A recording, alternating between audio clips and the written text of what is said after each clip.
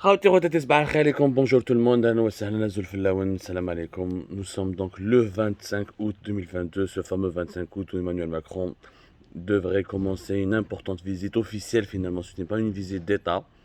Le service presse de l'Élysée, la présidente de la République en France, a démenti que ce soit une visite d'État, c'est-à-dire c'est une visite d'amitié, une visite officielle, donc une visite beaucoup moins importante qu'une visite d'État. Là-bas, comme dans la diplomatie, la visite d'État, le concept de visite d'État ou le protocole de visite d'État, c'est le plus élevé, le plus prestigieux et le plus important lors d'un déplacement d'un chef d'État à l'étranger. Ça marque l'amitié, ça marque la profondeur des relations entre les deux pays. Lorsqu'un chef d'État étranger est accueilli, se rend dans le cadre d'une visite d'État. Visite d'État, c'est vraiment la forme la plus élevée, la plus épurée, la plus importante de la coopération entre les deux pays déterminés.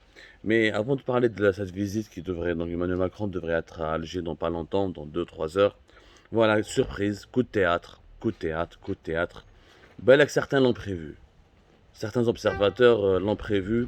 Ils ne s'attendaient pas à ce que le grand rabbin de France, Haïm Koursia, a annulé à la surprise générale son déplacement en Algérie avec Emmanuel Macron. Haïm Koursia, le grand rabbin de France, qui a suscité tant de polémiques et dont la présence au sein de la délégation française accompagnant Emmanuel Macron durant ces 2 jours de nuit, 25, 26 et le 3 jours, parce que le 27 en fin de journée il devait quitter Oran pour revenir à Paris. Bah, ce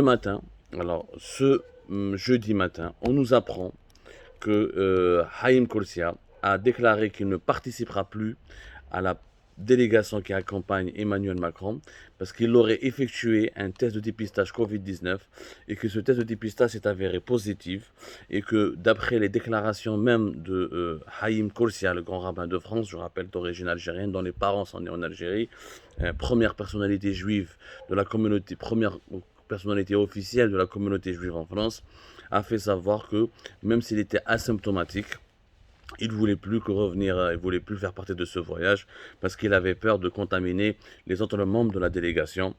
Donc, il ne sera pas de ce voyage, il ne fera pas partie du voyage d'Emmanuel Macron en Algérie. C'est un coup de théâtre. Haïm Koursia, dans une déclaration au Figaro, il a dit qu'il était déçu. Il espérait que ce voyage serait pour lui l'occasion de consolider entre les liens entre les juifs français d'origine algérienne et leur pays natal, à savoir l'Algérie. Il était juste la veille, son dernière interview qui a été accordée à un journal français qui s'appelle L'Opinion. Il avait fait des déclarations très positives. Il avait dit qu'il était impatient à l'idée de vivre un retour au pays de ses racines, le pays des racines de ses parents. Il a fait part de son sentiment d'émerveillement. Il avait même confié qu'il y avait une communauté juive en Algérie il avait donné des chiffres surprenants. D'après lui, une petite communauté d'une soixantaine de milliers. Avant la guerre d'Algérie, il y avait encore 250 000 juifs en Algérie. Il avait expliqué aussi dans le cadre de cette interview. Il avait parlé de ses parents qui étaient originaires d'Oran et de Tlemcen.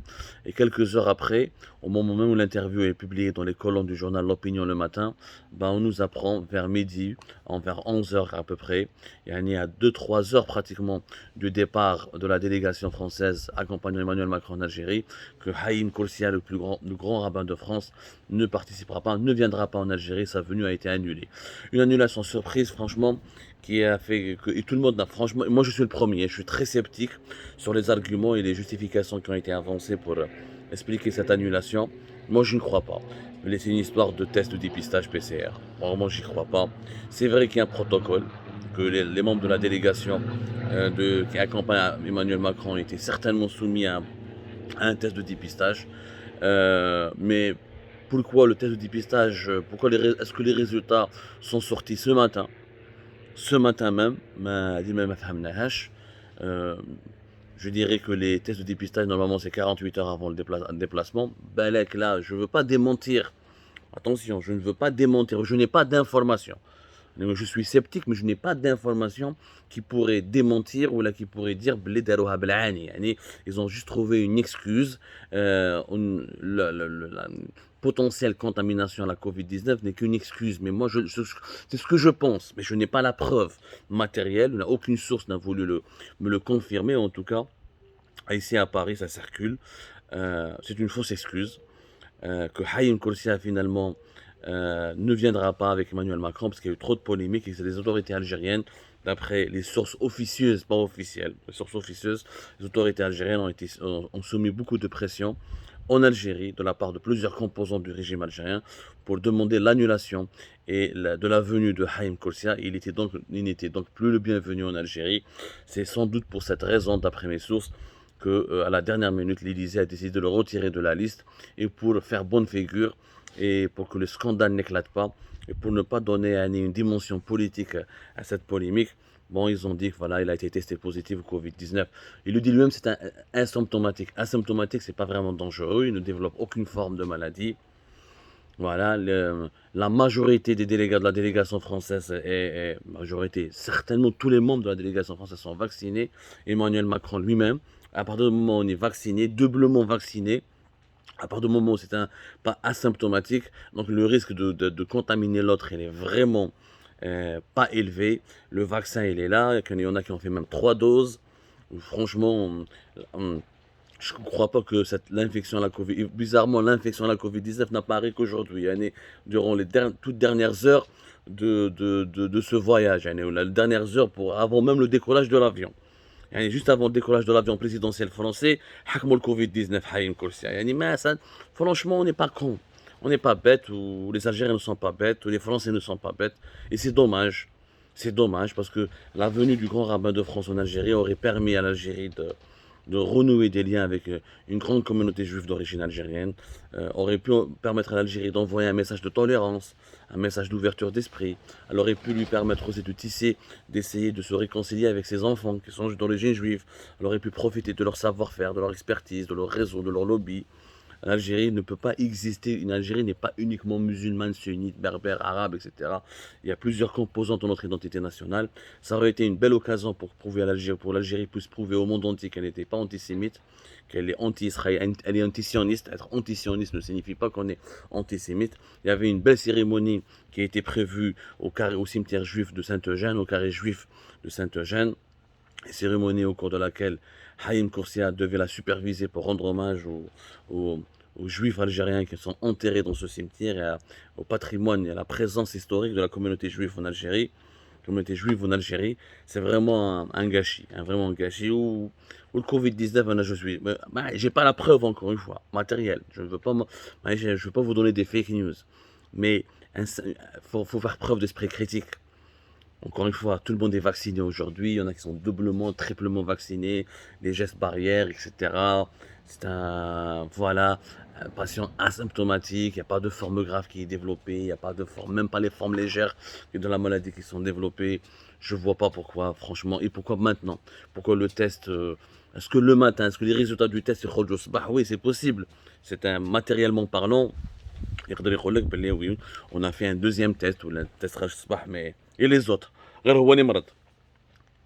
que Haïm Korsia, il y a 90 personnes qui accompagnent Emmanuel Macron. Pourquoi il n'y a que le grand rabbin de France qui a eu le Covid? C'est ça, ya jma'a. Ça, c'est irrationnel, c'est absurde. Et c'est vraiment dommage, vraiment. Vraiment dommage. D'ailleurs, il n'y a aucune des études scientifiques divergent sur le niveau de contagiosité des personnes asymptomatiques. Il y a beaucoup d'études qui te disent non, ils ne sont pas très contagieux, d'autres qui disent qu'ils sont très contagieux, mais après, si on porte le masque et si on observe les gestes barrières, cette visite était importante, franchement. Vraiment, elle était importante. Je ne fais un moment.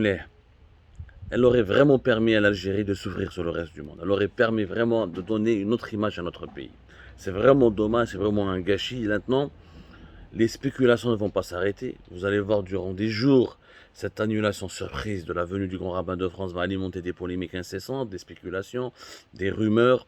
Et encore une fois, c'est l'Algérie qui sortira perdante. Parce qu'à chaque fois qu'on veut donner à notre pays l'image d'un pays tolérant, à chaque fois qu'on veut prouver que l'Algérie est tolérante, qu'elle est ouverte, qu'elle n'est pas fanatique, qu'elle n'est pas dans la haine, qu'elle n'est pas dans le rejet de l'autre, qu'elle est pour le dialogue des religions, le dialogue des cultures, qu'elle est pour la fusion des cultures et qu'elle assume son passé multidimensionnel et qu'elle ouvre ses bras à tous ses enfants, quelle que soit leur confession, leur idéologie, À chaque fois qu'on essaie de lancer ce processus est torpillé par des lobbies, par des fanatiques, par des islamistes radicaux, ou là par des dirigeants algériens qui sont obtus, fermés d'esprit, qui veulent absolument nous imposer une seule Algérie, l'image d'une seule Algérie, un seul modèle de vie, un seul modèle de croyance, un seul modèle de gouvernance. Et c'est vraiment dommage. Franchement, c'est une énorme déception. L'annulation de la visite, l'annulation de la venue du grand rabbin de France, elle est d'abord politique. Je le pense et je le crois. Et je pense que le temps va me donner raison, comme il va donner raison à plusieurs esprits sceptiques comme moi. Et je pense aussi que c'est un grand gâchis et que la haine, l'indifférence, l'intolérance, le renfermement sur soi, la politique du rejet a malheureusement pris le dessus sur la tolérance, la diversité culturelle et religieuse de l'Algérie. Et cette volonté manifeste de certains dirigeants algériens, qui sont malheureusement, ça se voit, minoritaires, d'aller vers le progrès, d'aller vers une davantage d'ouverture du pays sur la scène internationale.